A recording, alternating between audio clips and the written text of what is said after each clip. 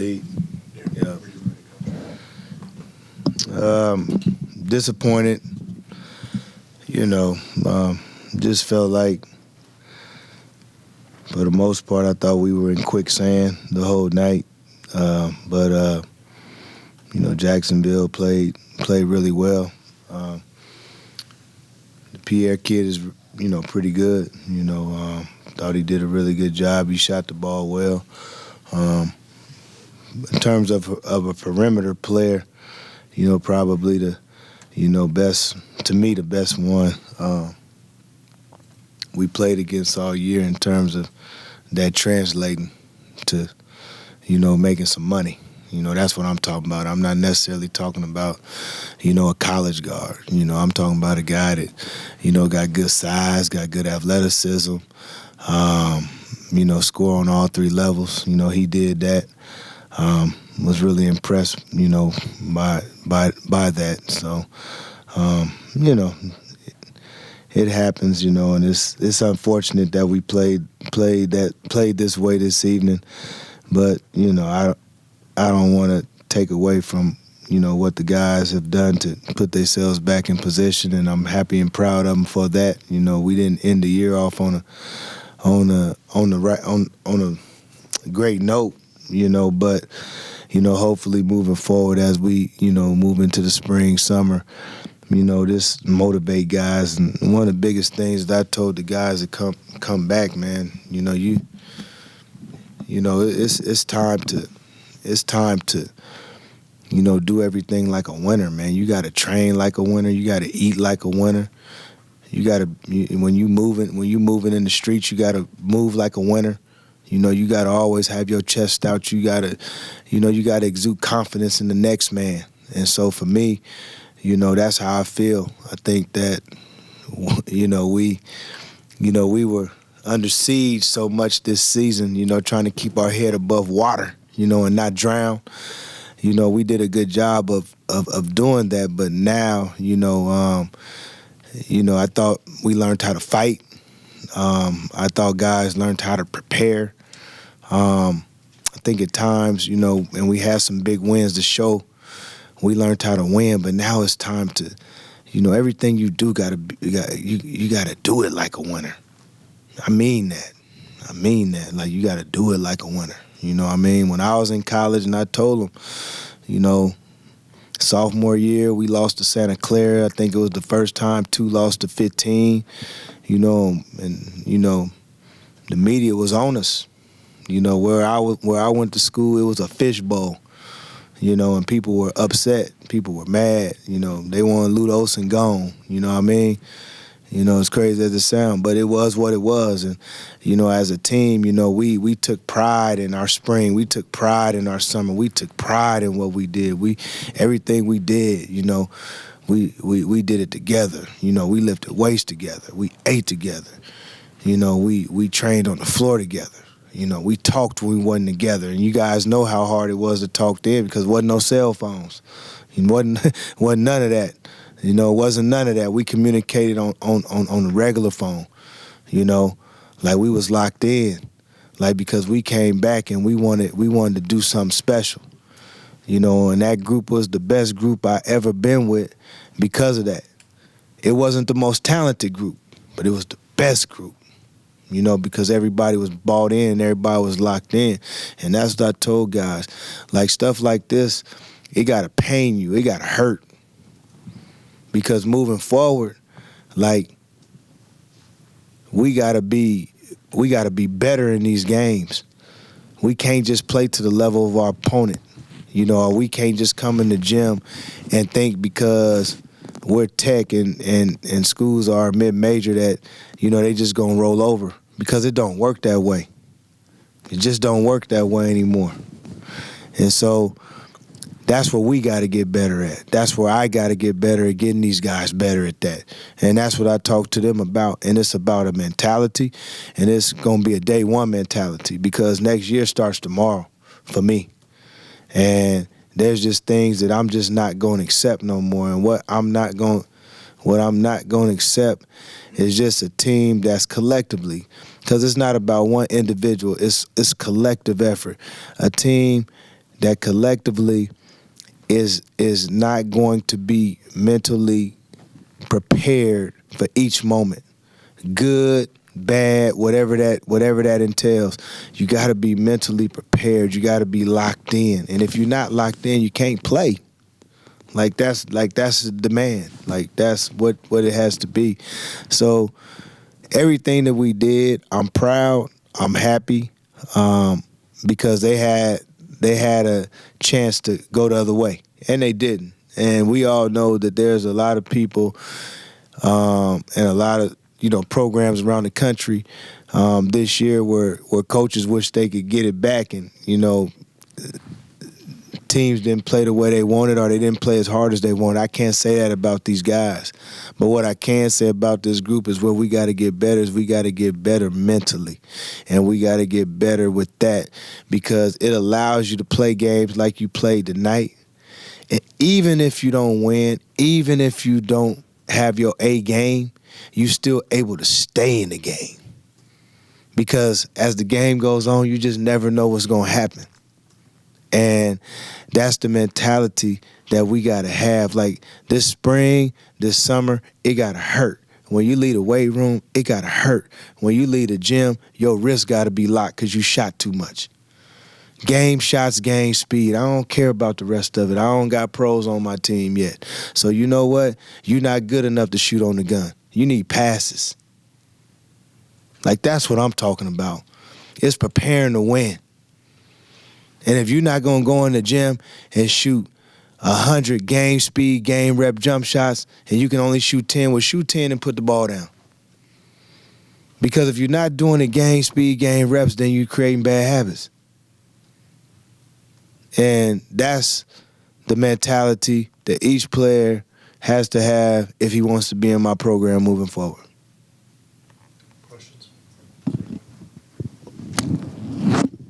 Guys we talked to said they felt like they didn't execute the game plan. Was that more a result of the way Jacksonville played or the way your team played, do you think? I don't think we had legs.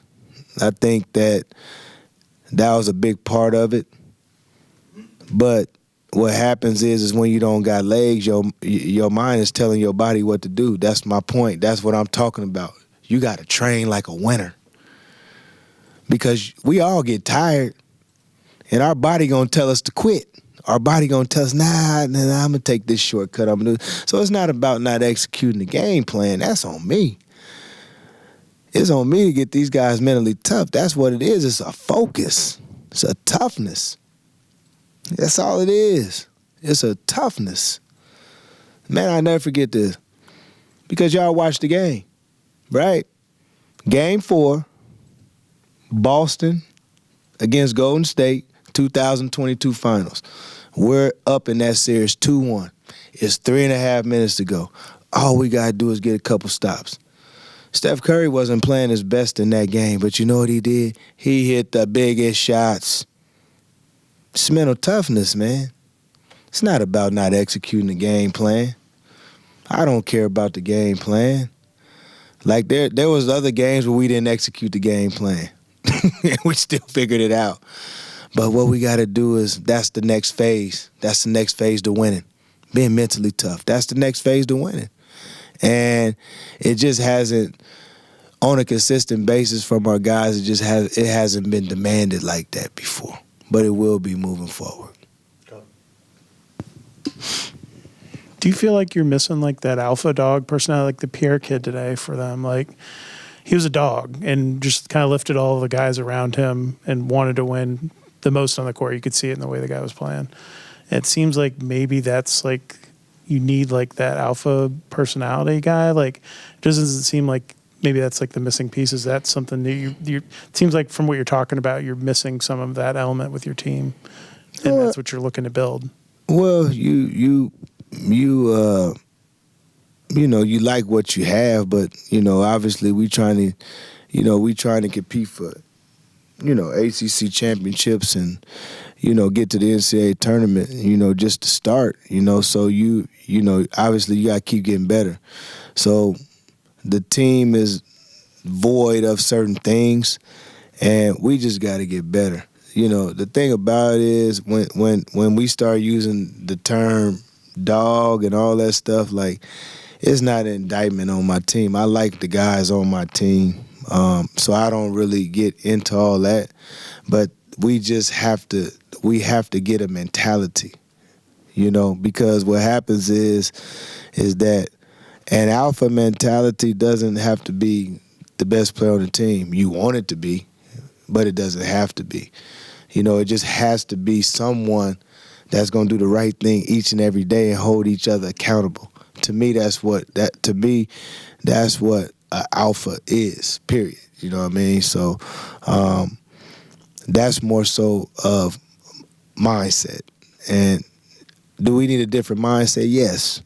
Do we need to add pieces? Yes. But right now, no different than how we were this year. And I don't want to have to do this moving forward, hopefully. But, each player tell you, when we came back from Christmas, I broke every huddle that we had for the rest of the year, because I felt like I had to lead them guys because they didn't know. We were drowning. We were drowning, and I felt like they needed someone to lead them, so I had to lead them. And so moving forward, we'll try to find, guys that can lead, but at the same time, too, the guys that we bring back, they got to develop that mentality as well.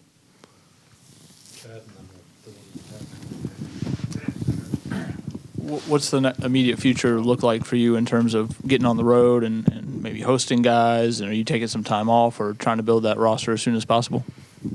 No, I don't have time to I don't have a lot of time to take time off. I wouldn't mind taking time off, but that's just not the landscape we're in, excuse me. It's really weird. It's really weird and I think at some point, the old college handbook, has to be rewritten, and I would say probably at some point, it will be. I probably won't be coaching, probably won't be around, but it's weird to me that we talk about the portal, all the kids, now we can go watch JUCO kids. JUCO kids have their extra years, but we can't go live scout. You should be able to, just like in the NBA, you should have someone on your staff that's able to go and watch games all year round of guys in conferences. That's where we at, right? And so I think like we got all these rules, but they don't add up. And, each guy, and it's messed up. I feel bad for high school kids because what happens is they get thrown to the back burner, but right now, those are the only kids we can actually go out and watch. So to me, in order to get a portal kid, like the portal is about the trickiest thing I've ever seen, right? Because you don't actually know who you're getting. And you have to figure out who you can talk to about that kid. So we'll bring some kids on. Obviously, we'll figure some things out, we have needs and things, but, it's just the dynamic of it is so crazy because, watching film, but then watching a guy play live, it's totally different, as we've seen tonight, you know what I mean? So, that to me is the tricky thing, and then getting the right information. I think that, we've all in the past tried to hold information, but at the end of the day, like, because somebody didn't work for you don't mean he can't work for me. And so you can give me all the real information, you just know what you're dealing with. I'd rather just know what I'm dealing with than not know what I'm dealing with. And so there's just a lot of things that go into the portal and go into, trying to figure everything out. And, obviously the last part is, what makes sense, economically. So what is it that you value and how much do you value that player for? And I always tell people it's funny because it gets back to the old NBA model. And, you know, I've been a player, and, you know, when you're in free agency, you know, you always find out how much a team likes you. And, like, you know, I've been told before, you know, I like you, but I like you for this number. Right? I like you for this number. And another team might value you a little more and say, I like you for this number. So now you have to make an educated decision, because sometimes playing for less can mean more, and getting more can mean less. It's just a matter of, you know, what it is that you feel like you need at the time. So it's so tricky, you know, with everything that's going on. But at the same time, you know, you still got to, you know, go out and recruit and find guys and do different things. So, yeah, we'll get into all that. And, you know, we'll start tomorrow. You know, we're trying to do some things to see, you know, to see how we can start moving forward, because I think the portal opens here. You know, the portal opens in another 6 days, I think it is. So. Time for a couple more. We'll go Reggie. Coach, was it something that you saw tonight that really was kind of the final nail in the coffin, you saying this is where you need to draw the line of being tougher on your guys, or is it something you've seen all year? Because, I mean, the other day talked about how we need to lock in. We got to not be late to meetings, not be late to stuff. It feels like they might know, but how do you kind of get that across to them? Is it something you saw tonight, or what was it? No, my words don't have nothing to do about tonight. I just, you know, this game, you know, we could have won and moved on and played. I feel the way I feel because that's just where we at. You know, going into year 3, man, that's where we at. Like, it's accountability now. It's different things. You know, it's not enough to be like my bad no more. Like, you gotta own it. You know, we all gotta own it. But in order to win, like, if they don't know, I gotta show them. And so that's what I'm talking about. You know, you got to have the characteristics, you know, and the traits to win. But it all starts with your habits. And you got to train like a winner. You got to do things to exhaustion. You can't do things until you're tired. I never trained like that. You know, and so my thing is that as an athlete, I know exactly what a high-level athlete looks like. So I want high-level athletes, you know, and so that's kind of more so what I'm talking about. And it didn't have nothing to do with the game this evening. Again, we look like we played in quicksand tonight. You know, the main guys didn't play, you know, the way they've played, you know, but it happens. So it just so happened that this is our last game. But that mentality, if you have the mentality of what I'm talking about, in spite of a loss, you could still be in the game and have an opportunity to win the game. So, the Jacksonville State played well, and, you know, I give them credit. You know, but for us, I want to, as we move forward, these are the things that I feel like I need to do in order to enhance my team and enhance my program. Randy, did you have one?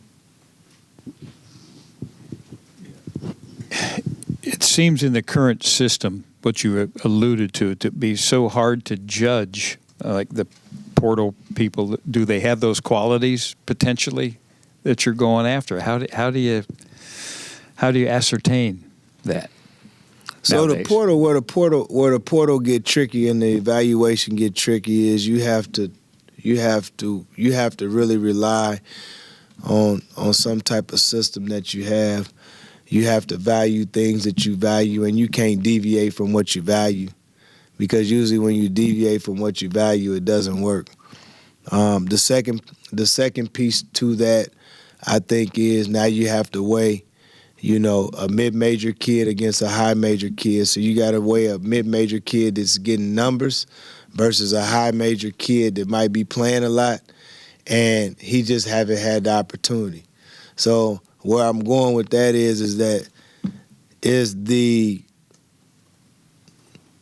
mid-major kid that's high usage better for you than this guy over here that might go to say a top 25 school, top 50 school, but he's transferring. Now you got to find out, well, why is his usage low? He's playing 20 minutes a game, but why is his usage low? Is it because he's a good kid, bad kid? Is it because he has some weaknesses in his game? Or is it just because it's not his time yet, and when this dude leaves, he going to step right in and be that guy? Because we have a lot of those examples. We got examples from both sides, whether it's a mid-major that averages a lot of points or a high major player that's a rotation player, but he doesn't have a big role, but he transfers to another high major and he has success.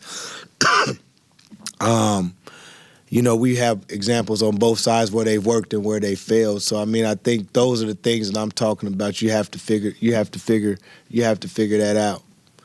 And you think about, it's like within our conference, I think we have, from the standpoint of recruiting, the portal, we have one of the weirder conferences because there's a lot of in-conference transfers. And, Clemson has Zachary. He's, been phenomenal for them. You know what I mean? And, it's right there. And, his numbers at BC was solid, but they did their homework. And when you look at the kid, he's solid, number one. He looks like he's high character, number two. And he looks like he's about winning, number three. And number four, which is probably the biggest thing, is he's been through some wars. He has toughness, and he's a little older.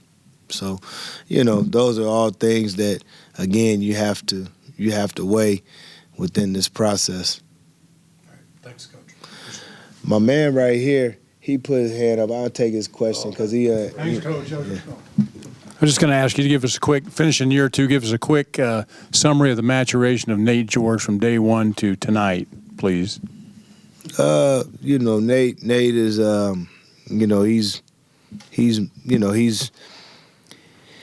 he's from a basketball standpoint, he's matured a lot. I think that, from when I put him in the lineup against Mississippi State, to where he is today, he's really grown as a player. I think that, he's grown into not only a good player for our team, but one of the better point guards in the conference. And I think that he just needs to keep evolving, and he'll be one of the better point guards in the country. I think the next step for him is, quite frankly, he gotta be I don't think he has, and I've told him this, so I'm not ashamed to say this. I said, man, you have to develop characteristics of a point guard. And so as a point guard, like I was never the most like guy on the team, because you got to be willing to slap somebody if that's the case to get him to do what you want to do. But now you have to do that same thing every day. And so what I always tell him, and I try to give him examples of, is that when it's not going well for you, it's still got to go well for everybody else. Because now you can get lost in the game, and then you can get your game back because the ball's in your hands, so you don't got to worry about doing you. That's the beauty of the position. That's the beauty of him, and that's what I've had so much fun with him on, because I think the first 2 years he been trying to figure out who he is as a player, rightfully so. But it's time to figure out how to make Bai better when he struggle, right? How to get Duncan going, how to help Jay Mustaf on the floor, how to help Sutton on the floor. Like, this is that's the next step of who he needs to become. But who he was from when he walked in the door, from a guy who had one scholarship offer and he was going to Seattle University before he came here, I think he's been phenomenal, and I think he's on pace to, be in a lot of the record books here at Tech, from the standpoint of, the things that he does well on the floor. And I just see him continuing to grow, because he took a big jump. And I say in the last 2 months he took a really big jump, so I'm excited continue to see his growth and help him become the player he wants to be. Yeah. Thanks, Coach. Yep. All right.